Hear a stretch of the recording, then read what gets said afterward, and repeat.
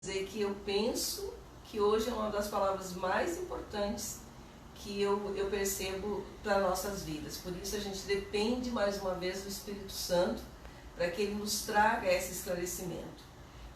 Hoje eu quero falar mais uma vez, que eu gosto muito de falar sobre essas questões que nos afetam, que afetam as nossas emoções e que afetam os nossos comportamentos, que consequentemente afetam o nosso comportamento. Então, a temática ela é sobre autocompaixão que leva ao bem-estar. Mas por que eu preciso de entender sobre autocompaixão? Porque hoje nós estamos vivendo, e a mídia nesses dias tem mostrado, que por conta do isolamento social tem aumentado muito os índices de violência doméstica. Quando a gente pensa na violência doméstica, existe, portanto, duas pessoas, pelo menos, ou dois grupos de pessoas, né? Existe o agressor e existe a vítima. E nós estamos sempre falando muito na visão da vítima. E hoje eu gostaria de falar na visão do agressor. E daí você vai dizer, então não é comigo isso, né? Mas eu queria colocar, não do agressor, justamente de uma questão de uma violência física. Mas eu quero falar no sentido de quando nós pisamos na bola, quando nós erramos, quando nós nos decepcionamos conosco mesmo, né? Então a gente fica frustrado conosco. Não é o sentido de alguém que cometeu com nós, mas que nós cometemos alguma coisa. E se a gente olhar para as nossas vidas, isso tem de níveis, todas as pessoas falham em algum momento com alguém. E eu estava pensando justamente nisso, nesse sentido assim, tem coisas que a gente não esquece, é tipo uma culpa, é tipo aquele sentimento de remorso que fica lá guardado, que você pensa como posso me retratar, né? E aquilo que você sabe assim, que você de repente decepcionou a pessoa que você amava, magoou, disse uma palavra agressiva. Então eu estava lembrando que um determinado dia a gente estava fazendo um evento e quando eu vi tinha uma organização diferente, eu cheguei e disse assim, quem fez isso aqui? Assim, com muita agressão, né? E daí chegou uma pessoa que eu amo muito, que é meu irmão, e disse assim, fui eu. Puxa, aquilo me doeu muito, porque ele fez aquilo com carinho e eu reagi daquela forma. Então, são coisas assim, peso pequena, que você começa a se autocondenar, a se autoculpar, até aos extremos, como nós estamos falando hoje. Então, como será que se sente um homem que provavelmente tenha jurado fidelidade e amor para uma esposa, e de repente vê ela com o olho roxo, vê ela agredida, vê essa mulher que você disse tantas palavras de amor, você agora colocar tantas palavras pejorativas, diminuí-la, sabe? Colocar mais réis, como diz, do que não tem mais outra coisa, diminuir tanto essa pessoa. Então há várias formas de agressão, essa agressão verbal, agressão física.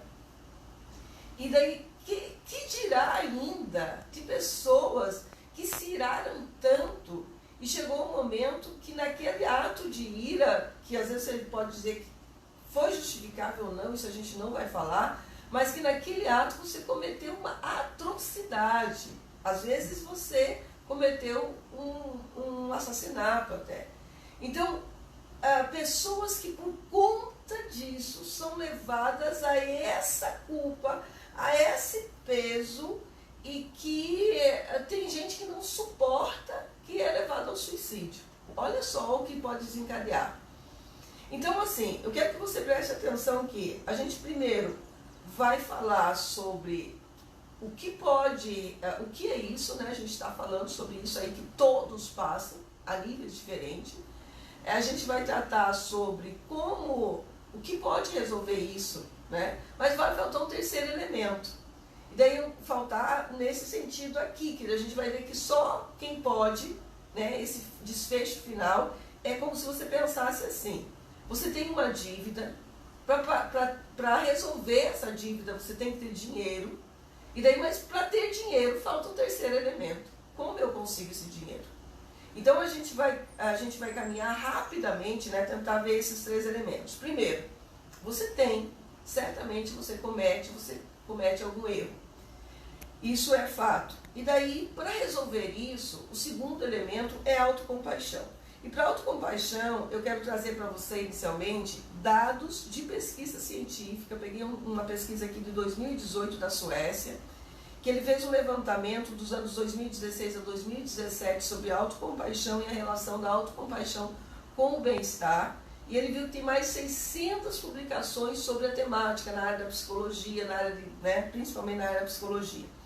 E daí eu queria pensar contigo o seguinte, eu quero que você detenha só um pouquinho nesses elementos aqui para que a gente consiga desenvolver. Olha só, para eu entender o que é autocompaixão, eu tenho que entender o que é compaixão, né? A gente vai ver que a Bíblia vai falar muito sobre compaixão, Jesus sentiu compaixão, né? Mas então, o que é compaixão?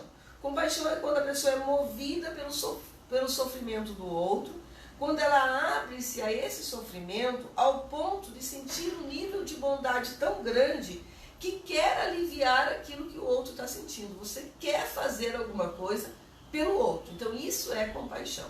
Quando não é só você olha e tem pena. Não.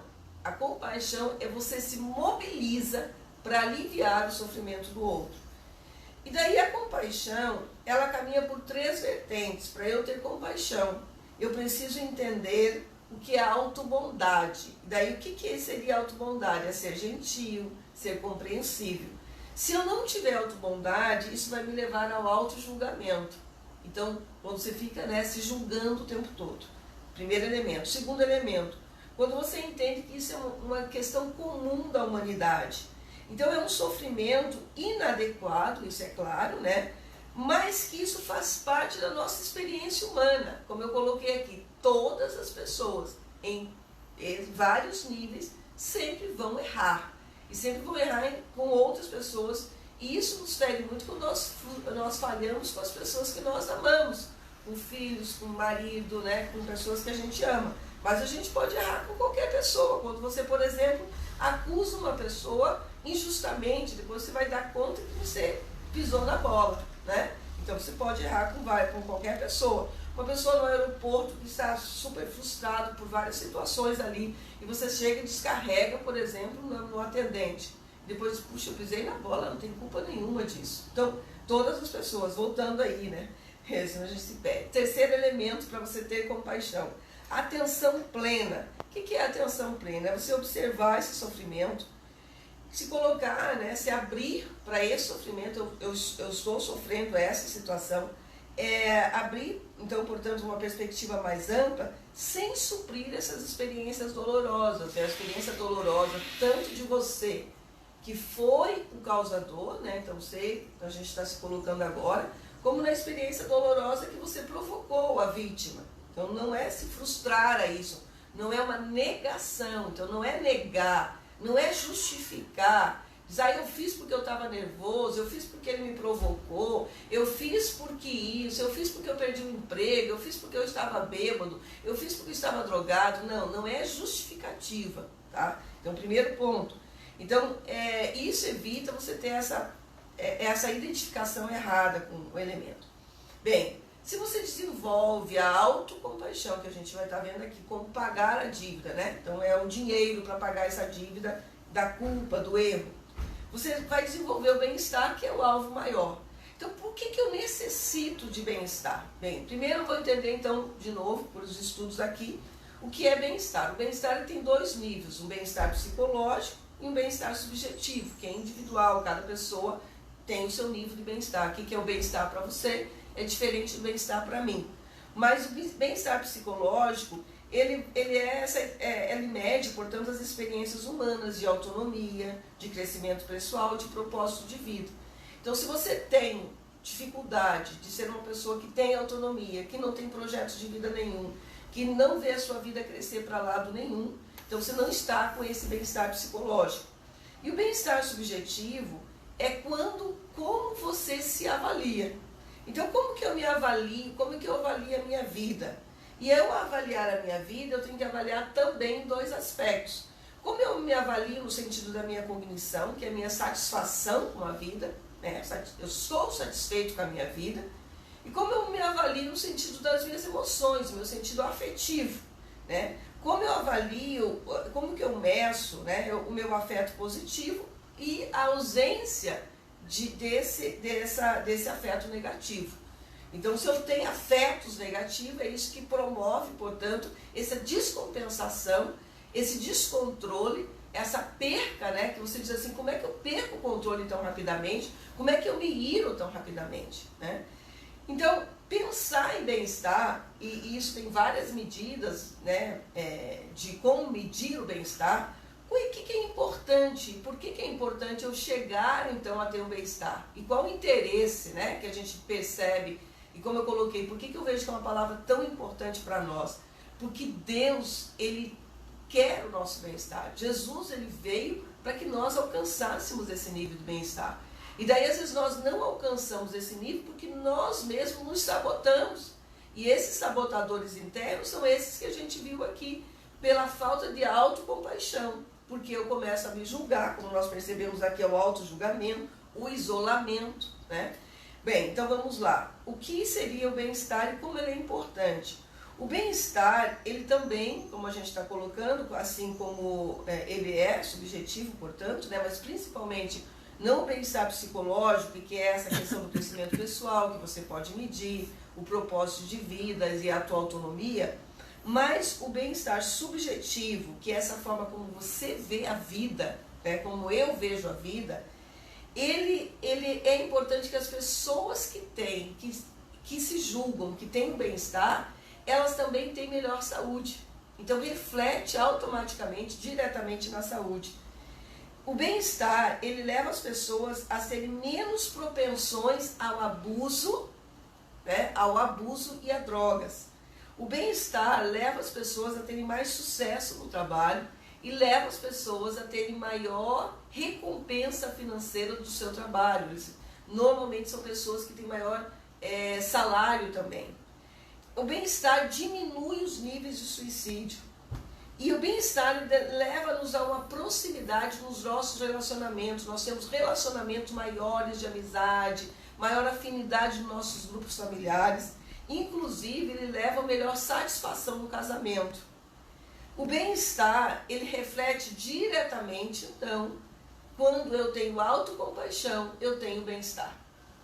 Sem a autocompaixão, eu não tenho bem-estar por conta dos elementos que a gente já viu. Então, a autocompaixão, ele é tão importante, por quê? Porque isso me diminui os meus níveis de ansiedade, de estresse, de depressão. Ele aumenta o meu afeto positivo, estimula os meus sentimentos, né, positivos também, como a minha aceitação, a minha compreensão para comigo mesmo, e diminuindo, consequentemente, o auto-julgamento, me levando a ter uma satisfação pela vida. Tá? Então, esses são os elementos de apontamentos, e agora a gente vai pensar assim, como eu pago, então, essa dívida? Ok, eu preciso ter autocompaixão, mas a pergunta é, como eu desenvolvo a autocompaixão? Se a autocompaixão é importante, eu identifiquei que eu falho, eu identifiquei que eu preciso de autocompaixão e agora como que eu pago essa dívida? Então, para isso, a gente vai ler uma palavra bem conhecida de Marcos, capítulo 14, verso 66, que é uma passagem de Pedro, acompanhando Jesus, logo depois que Jesus foi preso, Jesus ia para julgamento. Então, daí, a continuação é que Jesus mesmo havia advertido a Pedro, dizendo, Pedro ele tinha se mostrado muito pronto a defender a Jesus, quando Jesus falou que iria ser morto. Pedro disse, mestre, eu vou ser morto, eu vou para a luta contigo. E Jesus disse, Pedro, hoje, antes que o galo cante, você vai me negar 3 vezes. E esse é o fato que a gente vai ler aqui. Continuando Pedro na parte de baixo do pátio, uma das criadas do sumo sacerdote passou por ali. E vendo a Pedro se aquecendo, fixou bem os seus olhos nele e afirmou, tu também estava com Jesus o Nazareno. Todavia ele o negou, assegurando, não o conheço, nem ao menos sei do que você está falando. Então foi para fora em direção ao pórtico, e o galo cantou uma vez. Quando a criada viu ali, começou novamente a falar às pessoas que estavam em redor. Este é um deles. Porém, uma vez mais ele negou, e pouco tempo mais tarde, os que estavam sentados ali, perto, identificaram a Pedro. Com toda certeza, tu és um deles, por isso tu também é galileu. Pedro começou a amaldiçoar, e a jurar: não conheço esse homem que vocês estão falando. E em seguida o galo cantou pela segunda vez.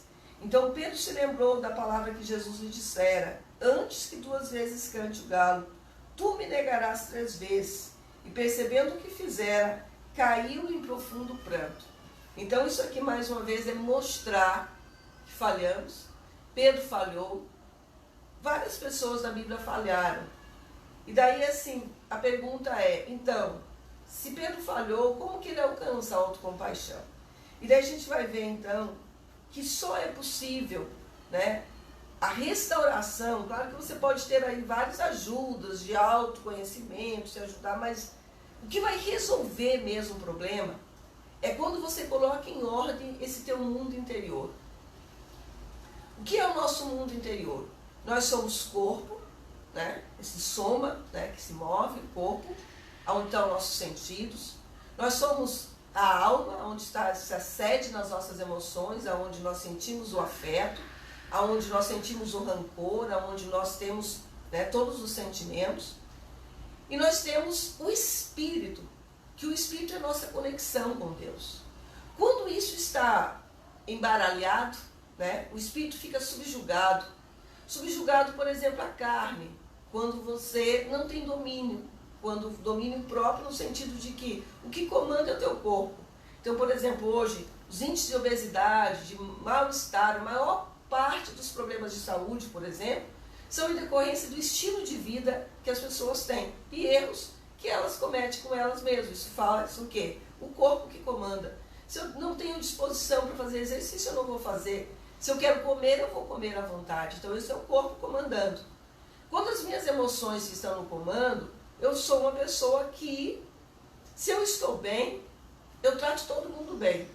Mas se eu estou mal, daí sim, aquela pessoa, por exemplo, que se sente depressiva, abre a geladeira, come, estraga, detona, como diria, a sua própria saúde. Né? Então você afeta o corpo e você não resolve esse problema das emoções. Então isso é quando a alma está no comando. Mas Jesus, ele veio para colocar em ordem. Então quando nós somos restaurados em Jesus, a restauração proposta de Cristo Jesus pelo seu sacrifício na cruz do Calvário, ele é colocar em ordem espírito, alma e corpo. E quando o meu espírito comanda, né, ele vai comandar e colocar em equilíbrio essas áreas. Há exemplo, né, de uma pessoa que encontrou com Jesus. Ele era um típico político corrupto, né? E ele desejou conhecer a Jesus, era Zaqueu. Ele subiu, né, numa árvore, viu Jesus passando. Quando Jesus passou, Jesus disse: Zaqueu, desça que eu vou comer hoje na tua casa. Chegando na casa desse homem corrupto político que saqueava o povo, esse homem recebendo Jesus, olha, recebendo Jesus, fala do aceitação. Quando ele recebeu a Jesus, ele teve uma transformação tão imediata que ele disse o seguinte: todas as pessoas que eu defraudei, eu vou restituir 4 vezes mais. E eu vou vender ainda metade dos meus bens e vou distribuir aos pobres. Então, quando ajustamos, né, esse nosso homem, esse nosso mundo interior, de espírito, alma e corpo, pela mensagem do Evangelho, por Jesus Cristo, que comanda então a nossa vida, pelo seu espírito que se conecta ao nosso, o Senhor vai dizer, olha, que o nosso espírito, então esse espírito que parecia que estava subjugado, a alma, o corpo, agora ele se coloca na frente. E ele é empossado, ele é amalgamado pelo Espírito de Deus. Ao ponto que o Senhor vai dizer que o nosso espírito testifica com o Espírito de Deus. Então nós temos uma outra testificação. E toda aquela culpa nós colocamos para Jesus, que leva nossos fardos de culpa. E nós conseguimos viver o primeiro elemento dessa transformação da autocompaixão, que é nós nos desculparmos a nós mesmos, nós nos perdoarmos a nós mesmos, que é o primeiro passo. Não adianta eu tentar, e daí isso que a gente vê aqui em Zaqueu, que você viu que ele se sentiu leve, e ao se sentir leve ele vai fazer a restituição.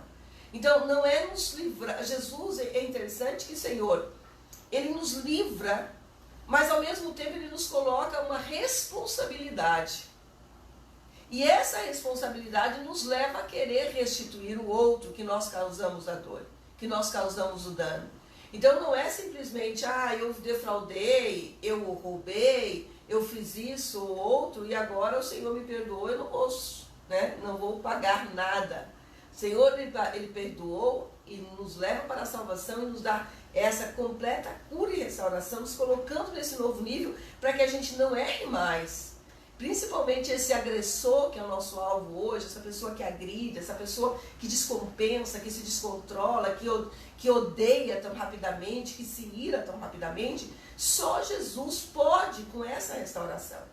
E daí a gente vai ver então, aqui em Marcos mesmo, no capítulo 16, como que o Senhor se importou tanto, que lá no versículo 7, logo depois da ressurreição, Jesus Cristo ele se apresenta às mulheres lá, né, logo após a ressurreição, e manda um recado, dizendo assim, agora ide e dizei aos discípulos, e especialmente a Pedro, que Jesus está indo para a Galileia e vai esperar por vocês lá. Por que esse detalhe de dizer especialmente a Pedro? Porque Jesus sabia que o Pedro estava detonado emocionalmente. Pedro estava com o fardo da culpa. Pedro só estava com o fardo que muitos de nós estamos vivendo, essa culpa e como resolver, não sabia como resolver. Então ele precisava ter um encontro com Jesus. E daí lá em João, no capítulo 17, vai nos mostrar quando foi esse encontro, então. No capítulo 21, desculpa. No capítulo 21, Jesus, olha só, 21, especificamente no versículo 15, diz, Pedro é restaurado por Jesus. Então aqui, quando Pedro voltou, Pedro largou a missão, porque ele se sentia tão culpado, eu fracassei com Jesus. Então, não só a gente está falando para pessoas que têm culpas de erro com o outro, mas pessoas, por exemplo, no Evangelho que têm culpa de ter largado a missão, de não ter feito aquilo que o Senhor queria. Pedro estava assim. Pedro se sentiu frustrado. Quantas pessoas que podem estar me ouvindo que aceitaram a Jesus e hoje deixaram Jesus de lado, acharam que a sua vida tinha outras prioridades. E você sente também esse mesmo sentimento de Pedro, largou tudo e voltou a pescar. Pedro fez isso. Daí Jesus vai restaurar a Pedro. Jesus tinha dito para Pedro, olha, vá para lá. E Pedro voltou a pescar. Pedro não se sentiu mais naquele grupo. Então tem pessoas que dizem assim, eu não pertenço mais à igreja, que saudade que eu tenho. Então Jesus ele vai para restaurar. E Jesus manda esse recado, olha, diz para ele que eu quero restaurar. É essa a mensagem hoje para você. E Jesus vai perguntar 3 vezes para Pedro. Assim como Pedro negou a Jesus 3 vezes, agora a gente vai ver Jesus perguntando para Pedro 3 vezes. Pedro, tu me amas? E Pedro vai dizer, mestre, eu te amo. Jesus pergunta, e Jesus vai dizer, então apacenta minhas ovelhas. Quer dizer, desata isso que ficou preso em você. Não deixa que essa culpa te detenha e faça com que você não, assim como a gente comentou naquele momento do Zaqueu de fazer a restituição, aqui de Pedro, que você não cumpra a obra. E daí a gente vê, o amor de Jesus já foi derramado. O Senhor não está dizendo mais para Pedro, eu te amo. Aqui, o Senhor está dizendo para Pedro, perguntando para Pedro, tu me amas? E quando é que nós conseguimos restaurar esse amor? Quando o próprio amor de Deus entra em nosso coração, quando nós aceitamos a Jesus. E daí no final, a última pergunta, quando o Senhor Jesus pergunta para Pedro, 3ª vez, né, aqui no versículo 17, Simão, filho de João, tu me amas? E daí Pedro ficou, de certa forma, angustiado pela essa 3ª vez. Por que ele perguntou, tu me amas? E ele vai dizer então, Senhor, tu conheces todas as coisas e sabes que eu te amo. Então, às vezes, você está tentando fazer uma restituição para uma pessoa que você feriu, diz, você sabe que eu te amo.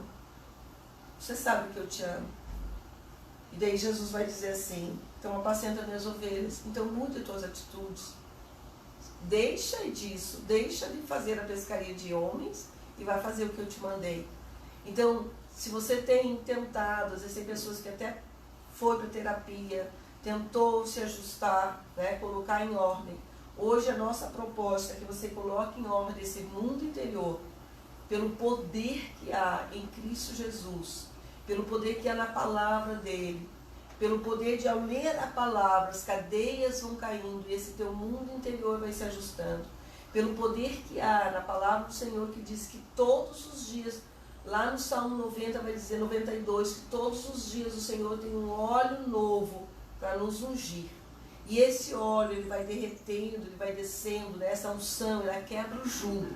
Que jugo é esse? Esse jugo da culpa, esse jugo da autocondenação, esse jugo do que eu sou assim, que ninguém pode me mudar, esse jugo de que eu já destruí pessoas e as pessoas que se aproximam de mim vão ser destruídas também, esse jugo de que eu sou violento, de que eu cometo, de que eu sou um assassino, de que eu isso e eu aquilo. Então o Senhor diz assim, troca esse jugo, troca esse jugo que é um fardo, troca, lança fora, me dá o teu fardo e toma sobre ti o meu fardo, que é suave e leve, porque eu sou manso e humilde de coração. E aprenda de mim, que eu sou manso e humilde de coração. Então hoje essa palavra, que é uma palavra poderosa para a minha vida e para a sua vida. Eu quero orar contigo mais uma vez. Pai, eu creio, Senhor, que hoje o poder da tua palavra, ele entra na minha vida quebrando cadeias. Mas ele entra, Senhor, porque eu entendo que eu tenho falhado. E eu confesso, Senhor, que muitas vezes eu percebo essas falhas, mas eu não consigo resolver por mim mesmo. E eu tenho entendido hoje, Senhor, por essa palavra, que eu preciso ter autocompaixão que me leva ao bem-estar. Mas como eu posso desenvolver a autocompaixão? A tua palavra me ensina que a autocompaixão ela é um fruto do Espírito. A compaixão ela é um fruto do Espírito. Então hoje nós nos realiançamos contigo, declarando que Jesus Cristo é o nosso Salvador. E por essa aliança, Senhor, que o teu Espírito venha tomar conta da minha vida, conta, Senhor, da vida daquele que está me ouvindo nesse dia, fazendo uma aliança com ele, para que ele experimente o aquecer do teu Espírito. Senhor, tirando toda essa dureza, tirando toda essa percepção distorcida dele sobre ele mesmo, ajustando o mundo interior, e que o teu Espírito tome conta hoje do nosso espírito, comandando toda a alma que possa estar disfuncional, desajustada, ajustando essa alma numa nova funcionalidade, numa organização correta, para que nós tenhamos também saúde no corpo. E hoje eu quero, Senhor, que como reflexo dessa palavra, que a tua palavra diz que tem autoridade, que haja neste momento, Senhor, cura divina. Nós ministramos em nome de Jesus cura divina do alto da cabeça à planta dos pés. Deixa a pessoa agora, Pai, que haja cura, que haja um sinal de cura, porque o Senhor diz que o Senhor levou sobre si, e o Senhor é quem nos cura, Pai. Que haja, Senhor, libertação dessas cadeias interiores, e que venha a tua paz, ministrando autocompaixão, que venha todo esse sentimento de bem-estar, Senhor, que leva a uma perspectiva positiva com a vida, a sonhos, a realizações novas, a uma nova colocação, Senhor, a nova posição, a ver o brilho, a alegria e o contentamento. Eu declaro isso em nome de Jesus. Amém.